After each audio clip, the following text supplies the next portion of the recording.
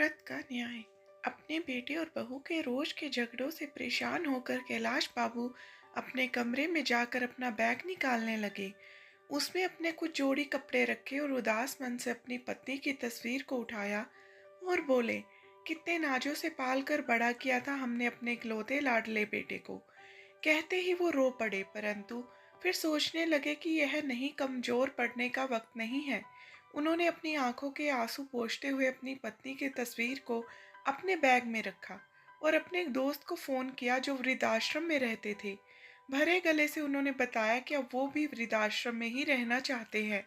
इतनी बात सुनते ही उनका दोस्त राधे श्याम सदबद रह गया।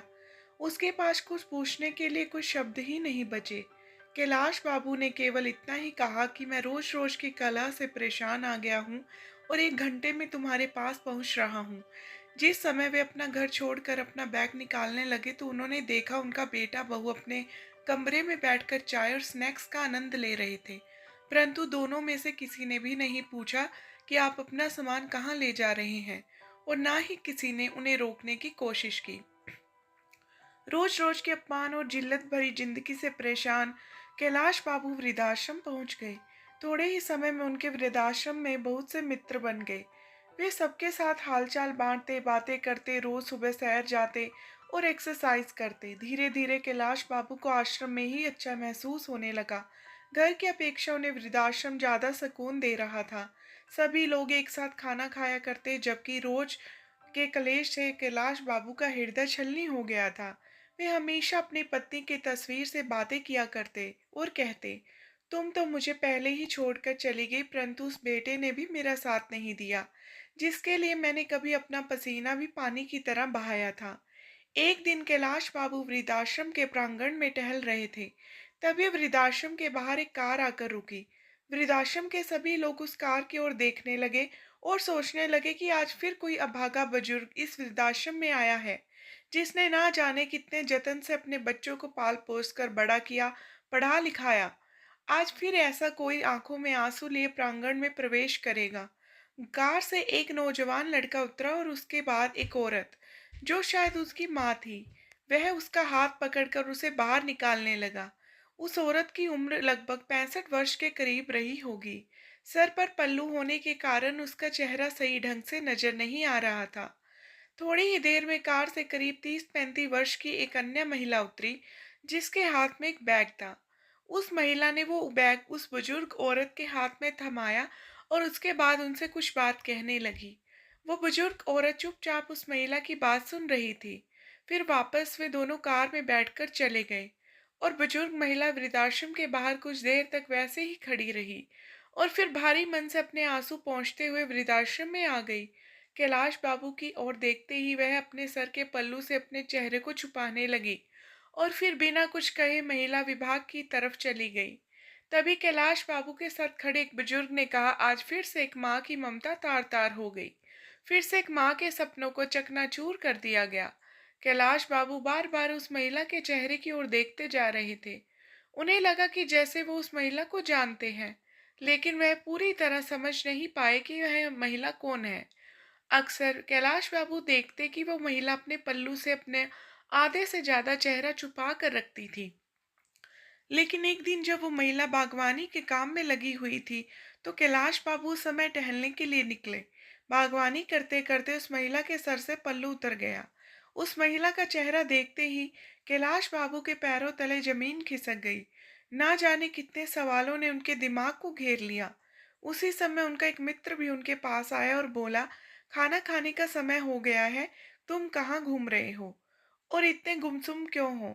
सभी लोग नाश्ते की मेज पर मौजूद थे, लेकिन तुम नहीं थे, इसीलिए मैं तुम्हें बुलाने आ गया। क्या बात है, कोई परेशानी है? अरे नहीं, कुछ भी तो नहीं, थोड़ा टहलने के लिए बाहर निकल आया। बस मैं आ ही रहा था।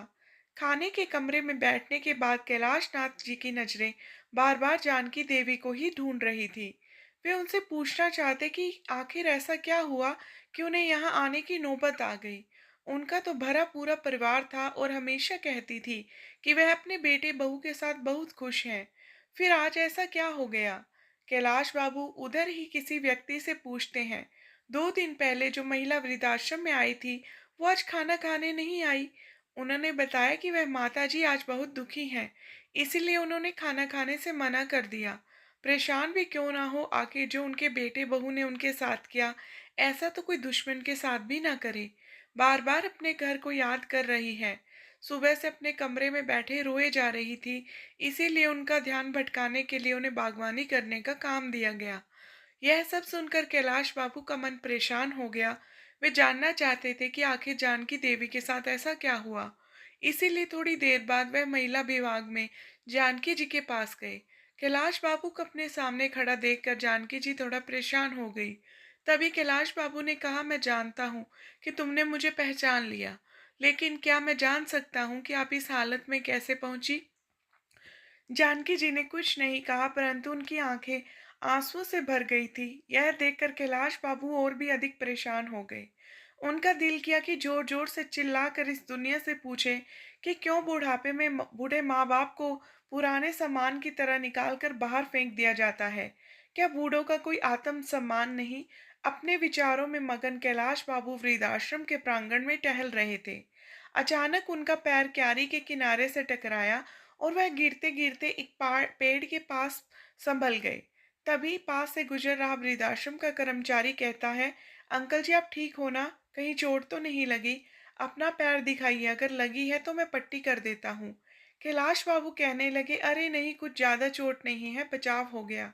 इतना कहते हुए कैलाश बाबू प्रांगण में रखे बेंच पर जाकर बैठ गए और कुछ महीने पहले घटी घटना को याद करने लगे, जब वह बाथरूम में फिसलकर गिर गए थे और उनके पैर में ज्यादा चोट लग गई थी। उनकी बहू उस चोट को देखकर भी अनदेखा करके अपने काम में लगी रही और उनका बेटा रोहन चिल्ला कर बोला, क्या आप संभल कर काम नहीं कर सकते? मुझे तो समझ नहीं आता कि आप इतनी हड़बड़ी में क्यों रहते हैं। कोई कम ठीक से क्यों नहीं करना चाहते? जब देखो चोट लगवाकर बैठ जाते हो और हमारा काम ही बढ़ाते रहते हो। अगर कोई काम नहीं होता तो मत किया करो। आराम से अपने कमरे में क्यों नहीं बैठते? पूरा दिन इधर उधर घूमते रहते हो। इससे इतना भी न बन पाया कि अपने पिता का हाल चाल पूछे या चोट पर मरहम पट्टी करे। एक दिन जब कैलाश बाबू का चश्मा टूट गया तो अपने बेटे से कहने लगे, बेटा मेरा चश्मा ठीक कर देना, टूट गया है, ठीक से दिखाई नहीं देता। इतनी बात सुनते ही बहू बीच में जोर से चिल्ला पड़ी कि बस चारपाई पर बैठे बैठे खर्च बढ़ाते रहते हैं और कोई काम धंधा तो नहीं है।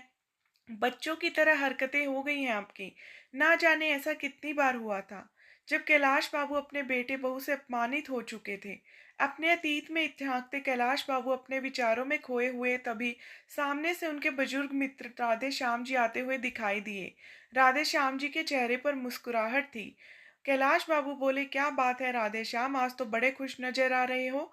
तभी राधे श्याम जी ने कहा, आज मेरे बेटे का जन्मदिन है, उसका फोन आया था कि वो आज मुझसे मिलने आने वाला है, इसलिए मैं खुश हूँ। बहुत दिनों बाद आज मैं उसका चेहरा देखने को मिलेगा। राधे श्याम जी की बातें सुनकर कैलाश बाबू कुछ परेशान हो गए और अपने मित्र से बोले, जिस बेटे ने तुम्हारी यह हालत कर दी, तुम्हें वृद्धाश्रम में छोड़कर चला गया, साल में केवल कुछ देर के लिए तुमसे मिलने आएगा, तुम उस बेटे के लिए खुश हो? तभी राधे श्याम जी बोले, मैं तो इसी से खुश हूँ कि कम से कम मेरा बेटा मुझसे मिलने तो आ रहा है, मेरे लिए यह बहुत बड़ी बात है। लेकिन कैलाश जी उनसे नाराज होकर उनकी बात को बिना सुने अपने कमरे में जाकर बैठ गए। सोचने लगे कि यह किस्सा केवल मेरे साथ या जानकी जी के साथ नहीं है। वृद्धाश्रम में रहने वाले हर एक बुजुर्ग की कोई ना कोई कहानी है और सभी की जिंदगी में वृद्धाश्रम में रहने के पीछे कोई ना कोई वजह है। बिना किसी वजह के अपनी मर्जी से कोई वृद्धाश्रम नहीं आता। जब तक एक व्यक्ति अंदर तक नहीं भर जाता, तब तक वो यहाँ आने के लिए मजबूर नहीं होता। लेकिन देखो, सभी बूढ़े लोग अपनी उन कड़वी यादों को भूलकर अपनी जिंदगी को यहाँ बिताने के लिए मजबूर हैं। कुछ लोग समय के हिसाब से स्वयं को बदल लेते हैं और खुश रहने की कोशिश करते हैं, जबकि कुछ लोग मेरे जैसे हैं जो हमेशा ही अपने बच्चों को, अपने बेटे बहू को, अपने पोता पोती को याद करके आंखों से आंसू बहाते रहते हैं, बार बार अपने घर परिवार को याद करते हैं। मन में अपने घर के लिए लगाव भी है, लेकिन उस घर में रहने वाले बेटे बहू के लिए कुछ घाव भी हैं। कैलाश जी को कविता लिखने का बहुत शौक था, इसलिए अपना दिल बहलाने के लिए कभी कभी कुछ देर के लिए कविता लिखने बैठ जाते। एक दिन जब वो एक कागज पर अपने विचारों को कविता का रूप दे रहे थे, तो उस पर अपने हालात बयान करते करते उनकी आंखें आंसुओं से डबडबा गई। उसी समय वृद्धाश्रम का संचालक उसके पास आया और उन्हें आवाज लगाई। कैलाश बाबू उस समय ठिठक कर बैठ गए और कागज को मोड़कर अपनी जेब में रख लिया और अपने आंसू छिपाते हुए बोले, जी बोलिए कैलाश जी, आपका बेटा और बहू आपसे मिलने आए हैं, साथ में आपका पोता भी है। यह बात सुनकर कैलाश जी हैरान हो गए, साथ ही उनके चेहरे पर नफरत के भाव भी आ गए। सोचने लगे कि आज मेरे बेटे को मेरी याद कैसे आ गई। जब ऑफिस में गए तो उस समय उनका 5 वर्ष का पोता गोलू उन्हें देखते ही दादू दादू बोलते हुए झट से उनकी ओर दौड़ा और उनकी टांगों से चिपक गया। कैलाश बाबू की आंखों से आंसू छलक पड़े। अब वो अब तक वे मन मार कर वृद्धाश्रम में जैसे तैसे रह रहे थे, लेकिन अपने पोते को देखते ही उनका दिल कमजोर पड़ने लगा। परंतु फिर उनका अचानक दिमाग में विचार आया कि यह वक्त मजबूती से अपने निर्णय पर टिके रहने का है। ऐसा सोचते हुए गुस्से से अपने बेटे को देखते हुए बोले, तुम यहाँ क्या करने आए हो? चले जाओ यहाँ से। मुझे किसी से मिलने की जरूरत नहीं है। मैं यहाँ बहुत खुश हूँ और अपनी जिंदगी बड़े आराम से काट रहा हूँ। कम से कम यहाँ मेरे साथ कोई हंसने बोलने वाला तो है। वह पिताजी, दरअसल बात यह है कि आज गोलू का जन्मदिन है और हमने घर पर पार्टी रखी है। गोलू की इच्छा है कि आप उसके जन्मदिन पर उपस्थित रहें। यदि आप आएंगे तो उसके पोते को भी अच्छा लगेगा। तभी कैलाश बाबू बोले, देखो मैं वो घर छोड़ चुका हूँ, अब मैं वहाँ दोबारा नहीं जाता। उस समय उनका बेटा बोला, पिताजी आप घर चलिए, वहाँ आपके मित्र भी पार्टी पर आ रहे हैं। मैंने उन्हें भी बुलाया है, सभी आस पड़ोस वाले रिश्तेदार भी आएंगे। सब लोग आएंगे, आपके बारे में पूछेंगे तो हम क्या कहेंगे? तभी कैलाश बाबू बोले, अच्छा तो आज मुझे अपने बेटे के जन्मदिन के लिए बुलाने नहीं, बल्कि अपनी इज्जत बचाने के लिए तुम लोग बुलाने आए हो। सभी रिश्तेदार आएंगे तो पूछेंगे तुम्हारे पिताजी कहाँ हैं, तो क्या जवाब दोगे? इसीलिए तुम मुझे बुलाने आए हो। अभी के अभी यहाँ से चले जाओ, मैं नहीं आने वाला। तुम अपने लोग कितने स्वार्थी हो, जरूरत पड़ी तो बुलाने आ गए, वरना इतने महीने से मैं यहाँ वृद्धाश्रम में हूँ, एक बार भी खबर लेने नहीं आए कि मैं जी रहा हूँ या मर गया। इतना तो दूर फोन करके भी मेरा हालचाल पूछने की जरूरत नहीं समझी तुम लोगों ने। इतना तक नहीं पूछा कि वह घर छोड़कर वृद्धाश्रम क्यों चले गए। आज जरूरत पड़ी तो हाथ जोड़कर मुझे लेने आ गए हो। नहीं, अब से यही मेरा घर है, मैं नहीं जाऊंगा अपने घर को छोड़कर। ऐसा कहते हुए कैलाश बाबू अपने कमरे की ओर जाने लगे। तभी बेटा और बहू दोनों ने ऑफिस में प्लान बनाया कि पिताजी ऐसे नहीं मानेंगे, कुछ करना पड़ेगा, तभी हम उन्हें घर लेकर जा सकेंगे और रिश्तेदारों के ताने सुनने से बचेंगे। इसीलिए दोनों रोनी सूरत लेकर कैलाश बाबू के पास गए और गिड़गिड़ाते हुए माफी मांगने लगे। आपके पोते का जन्मदिन है, क्या आपको अपने पोते की खुशियों में शामिल होने का मन नहीं कर रहा? इतनी बात सुनकर कैलाश बाबू का दिल पिघलने लगा। तभी गोलू बोला, चलो ना दादू, बहुत मस्ती करेंगे। अपने पोते की बात सुनकर कैलाश बाबू खुद को रोक नहीं पा रहे थे, परंतु दोनों बेटा और बहू की करतूत की वजह से वो नहीं जाना चाहते थे। लेकिन गोलू ने कहा तो वे घर जाने को तैयार हो गए। फिर बोले, लेकिन मेरी शर्त है, मैं घर पर चलूंगा और जैसे ही गोलू का जन्मदिन हो जाएगा उसके बाद मुझे वृद्धाश्रम वापस लौटना है और तुम मुझे वृद्धाश्रम तक छोड़ने आओगे। बेटा बहू इस बात के लिए तैयार हो जाते हैं। गोलू का जन्मदिन बहुत धूमधाम से मनाया जाता है। सभी रिश्तेदार और आस पड़ोस के लोग बहुत अच्छे से मिलते जुलते हैं। कैलाश बाबू के पुराने मित्र भी आज उनसे बड़े दिनों बाद मिले, परंतु कैलाश बाबू ने किसी से कुछ नहीं कहा और हंसते मुस्कुराते हुए पूरी पार्टी का आनंद उठाया। परंतु उनके मन में कुछ विचार चल रहे थे। वे सोच रहे थे कि कल अपने बेटा बहू को जो सरप्राइज मैं देने वाला हूँ, उसकी तो उन्होंने कभी कल्पना भी नहीं की होगी। जब पार्टी खत्म हो गई तो बहुत रात हो चुकी थी। उस समय कैलाश नाथ जी घर पर ही रुक गए। जब अपने कमरे में गए तो अपनी पत्नी सुधा की यादों में खो गए। आप भी ना, 2 रोटी से क्या पेट भरता है, एक रोटी तो और ले लीजिए। अभी गरम गरम सेक रही हूँ, एक रोटी और मेरे कहने पर खा लीजिए। आप खाते हैं तो मेरे तन को लगता है। अरे नहीं सुधा, मेरा पेट भर चुका है, और कितना खिलाओगी? अपनी पत्नी को याद करते करते कैलाश बाबू सोचने लगे कि एक सुधा थी जो मुझे एक गिलास पानी भी खुद से नहीं उठाने देती थी, और एक उसकी बहू जिसने मुझे एक एक रोटी के लिए तरसा दिया। छोटे से छोटा काम भी मुझ पर डाल देती थी। सब्जी लेने से लेकर घर की साफ सफाई तक सारे काम मुझसे करवाती। हालांकि मुझे वह काम करने में हर्ज नहीं था, परंतु सब करने के बाद भी अगर घर में इज्जत ना मिले तो ऐसी जिंदगी किस काम की। अपनी पत्नी की यादों में गुम पता नहीं कब उनकी आंख लग गई। सुबह जब सोकर उठे तो देखा बेटा और बहू दोनों तैयार खड़े थे। जैसे ही वो बाहर आए तो बहू बोली, पिताजी तैयार हो जाइए, आपको वापस वृद्धाश्रम में छोड़कर आते हैं। ऐसा कहते हुए रेखा के मन में विचार चल रहे थे कि कहीं पिताजी हमेशा के लिए यहीं रुकने का मन न बना ले। इसीलिए जल्द से जल्द उन्हें वृद्धाश्रम में छोड़ देना ही उचित होगा। कैलाश बाबू ने देखकर हैरान थे और अपने बेटे बहू की मंशा को अच्छी तरह से समझ रहे थे। इसीलिए वह भी जल्दी से नहा धोकर तैयार हो जाते हैं। जैसे ही वृद्धाश्रम में जाने के लिए गाड़ी में बैठने लगते हैं, वह देखते हैं कि उनकी बहू रेखा के चेहरे पर एक संतुष्टि भरी मुस्कान थी। मन ही मन सोचने लगे कि चलो बेटा, आज तुम्हें सरप्राइज दूंगा। उसके बाद से तुम वृद्धाश्रम का नाम लेना भी भूल जाओगे। कैलाश बाबू ऐसा सोचकर कार में बैठ जाते हैं। एक पल को अपने घर को निहारते और फिर सोचते कि ठीक है, जहाँ मन को तसल्ली मिले उधर ही रहना चाहिए। यहाँ तो बेटे बहू को मुझे निकालने की बहुत जल्दी है, तो रहकर भी क्या करूँगा। अपना वृद्धाश्रम भी अच्छा है, जहाँ मैं अपने हिसाब से खाता हूँ, अपने हिसाब से रहता हूँ और अपने मनपसंद का काम करता हूँ। किसी की चिक चिक नहीं होती। जैसे ही वृद्धाश्रम के सामने कार रुकी तो बेटे बहू कार से उतरकर बाहर खड़े हो गए। कैलाश बाबू भी कार से निकले और अंदर जाने लगे। जाते जाते रुक गए और पीछे मुड़कर अपने बेटे बहू को आवाज लगाई। वो दोनों अपनी कार में बैठने ही लगे थे, तभी कैलाश बाबू की आवाज़ सुनकर रुक गए। कैलाश बाबू ने कहा, वापिस मत जाओ, मुझे तुम्हें किसी से मिलाना है। उनके बेटा बहू पीछे पीछे चल पड़े। वृद्धाश्रम के प्रांगण में पहुंचे कैलाश बाबू वहीं काम करने वाले एक व्यक्ति से जानकी जी को बुलाने को कहते हैं। जानकी जी जैसे ही बाहर आई, वैसे ही कैलाश बाबू का बेटा उन्हें देखकर दंग रह जाता है और बहू रेखा को तो जैसे कांटों को खून नहीं। उसकी हैरानी का ठिकाना नहीं था, लेकिन जानकी जी के गले लग गई और फूट फूट कर रोने लगी। माँ बोली, माँ आप यहाँ क्या कर रही हो? आप यहाँ कब आई? और आपने मुझे बताया नहीं। परंतु उसकी बातों का जानकी जी ने कोई जवाब नहीं दिया। फिर रेखा बोली, मुझे तो यही लगता था कि आप भाई भाभी के साथ बहुत अच्छे से रह रही हो। कल ही मेरी भाभी से बात हुई थी, उन्होंने भी नहीं बताया कि तुम वृद्धाश्रम में हो। मैं तुम्हारे बारे में भाभी से कितने दिनों से पूछ रही थी कि माँ से बात नहीं हो रही, माँ कहाँ है, एक बार तो मेरी बात करवा दो। तो भाभी ने कहा कि तुम तीर्थ यात्रा पर गई हो, इसीलिए मेरी तुमसे बात नहीं हो पाएगी। और मैंने भी मान लिया कि तुम तीर्थ यात्रा पर गई हो, लेकिन मुझे क्या पता था कि उस जालिम औरत ने तुम्हें वृद्धाश्रम में छोड़ दिया है। अपनी बेटी की बात सुनकर जानकी जी फूट फूट कर रोने लगी और बोली, बेटा तुम्हारे भाई भाभी झूठ बोल रहे थे। मुझे 1 महीना पहले ही वह वृद्धाश्रम में छोड़कर चले गए थे। लेकिन माँ, आप मुझे फ़ोन करके बता भी तो सकती थी ना, मैं तुरंत यहाँ पहुँच जाती। उन लोगों की हिम्मत कैसे हुई मेरी माँ के साथ यह सब करने की? इतना कहते ही वह रेखा अपनी माँ से लिपट गई।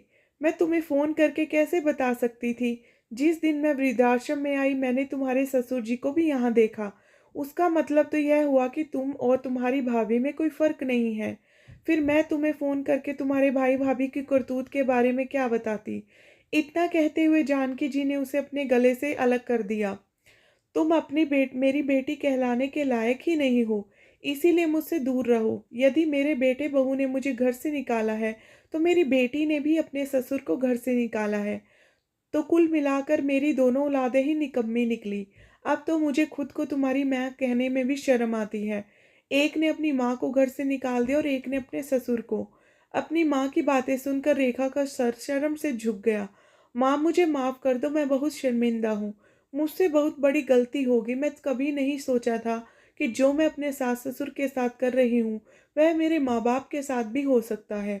तुम्हारी गलती माफ़ करने के लायक नहीं है। फिर भी अगर माफ़ी मांगनी है तो मुझसे नहीं, अपने ससुर जी से मांगो। अपनी करतूत पर शर्मिंदा हुई रेखा अपने ससुर जी की ओर मुड़ी और उनके पैरों में गिर गई। मुझे माफ़ कर दीजिए पिताजी। तभी रोहन ने भी माफ़ी मांगते हुए कहा, अब आप दोनों घर चलिए, मैं अपनी सेवा करने का मौका दीजिए। तो कैलाश जी और उनकी जानकी जी दोनों ने ही घर जाने से मना कर दिया और कहा कि हमें अब अपने बेटे या बहू के पास नहीं रहना। हम वृद्धाश्रम में रहकर सुखी हैं। दोनों ने लाख मनाने की कोशिश की, परंतु कैलाश जी और जानकी जी का एक ही जवाब था, एक बार धोखा खा चुके हैं, अब इस उम्र में हमारे शरीर में इतनी जान नहीं बची कि बार बार अपने बच्चों द्वारा दिए गए धोखे झेल सकें। इतना कहकर कैलाश जी और जानकी जी अपने अपने कमरे में चले गए। रेखा और रोहन दुखी मन से अपने घर वापस चले गए। घर पहुंचकर उन्होंने देखा कि पिताजी के कमरे में उनके बिस्तर पर एक कागज था, जो शायद उनकी जेब से निकलकर गिर गया। जब रोहन ने उस कागज को खोलकर देखा, उसमें पिताजी ने कविता लिखी हुई थी। क्या किसी ने देखा है मौत से पहले भी मौत आती है? हाँ, मैंने देखा है, आज मौत से पहले भी मौत आती है। जब जिंदगी अपने आखिरी पड़ाव पर आ जाती है, शरीर भी काम नहीं करता, केवल सांस आती जाती है। हाँ, मैंने देखा है, मौत से पहले भी मौत आती है। अपने पिता द्वारा लिखे इन शब्दों को देखकर रोहन के दिल पर ना जाने कितने तीर एक साथ चुभने जैसा एहसास हुआ। और उधर रेखा अभी तक अपनी माँ की हालत को देखकर उस सदमे से उबर नहीं पाई थी, परंतु आज उन दोनों के पास पछतावे के अलावा कुछ और नहीं था। किसी ने सही कहा है, संतान का अस्तित्व है माता पिता की वजह से, और माता पिता वृद्धाश्रम में है संतान की वजह से। दोस्तों, अगर आपको ये कहानी पसंद आई है तो चैनल को लाइक कीजिएगा, सब्सक्राइब कीजिए और कमेंट करके ज़रूर बताइए।